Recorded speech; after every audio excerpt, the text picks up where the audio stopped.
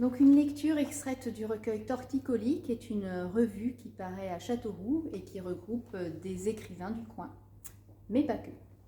Donc ce texte est issu du recueil numéro 7, c'est le texte Sous le lavabo par Yvan Berner.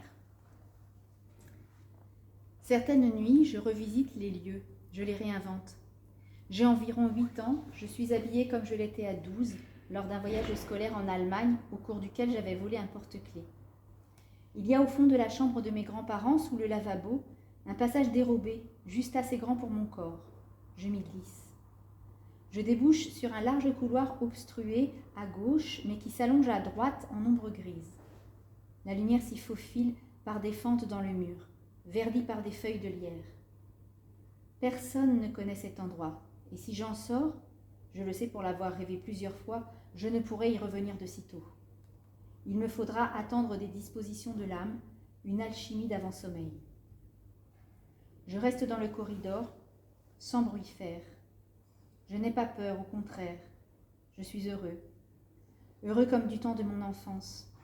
Heureux comme du temps de mes grands-parents vivants et de ce chalet dans lequel ils ont fini leur jour. Dans la chambre duquel il y a un lavabo surmonté d'un miroir et le fantasme, certaines nuits, d'un passage dérobé. Je suis debout. Je regarde les murs gris, la lumière qui descend des fentes et des feuilles.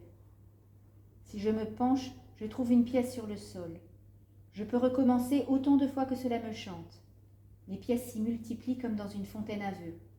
Mais si je me laisse aller à trop de convoitise, le rêve s'effondre et son architecture fragile avec. Les lieux magiques me chassent au dehors et se comblent. Je dois doser mon cœur d'enfant, mettre à profit l'expérience de ce rêve chronique. Et plutôt que d'interrompre son exploration pour ramasser des trésors dont il ne restera rien, m'enfoncer à l'intérieur, sans autre but que d'y voir plus loin que la fois précédente. L'espace se déploie, de nouveaux volumes, de nouveaux passages, des lumières de forêt.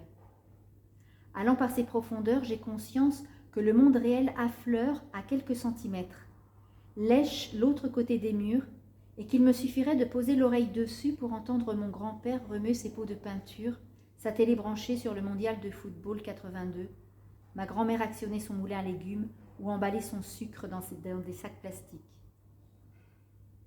Je suis dans les coulisses, juste derrière, caché comme un enfant se cache. J'évolue par les salles et couloirs, je descends des marches, me heurte à des impasses éboulées. De plus en plus, les lieux se révèlent. Je devine que je suis du côté de la grange, de cette grange que les années ont patiemment effondrée. La semaine dernière, nous y avons entendu un vacarme effroyable. Un pan entier de la toiture avait cédé, et lorsque nous sommes allés nous en rendre compte, l'énorme nuage de poussière s'élevait d'entre la charpente fracturée. Que n'ai-je eu devant ce spectacle définitif? La sensation d'avoir vieilli. La sensation d'avoir assisté à la mort et à une partie de la mienne. Comme si, basculant sous le poids de ces tuiles, la grange avait fait table rase de tout un pan de mon passé. Mes enfants étaient à mes côtés. Tout cela n'était qu'un épisode du présent à leurs yeux. Mais j'ai eu envie de les serrer fort, de leur raconter que, certaines nuits, lorsque l'alchimie d'avant-sommeil m'y autorise, j'ai le même âge qu'eux, et que je me glisse par un passage dérobé sous le lavabo de mes grands-parents.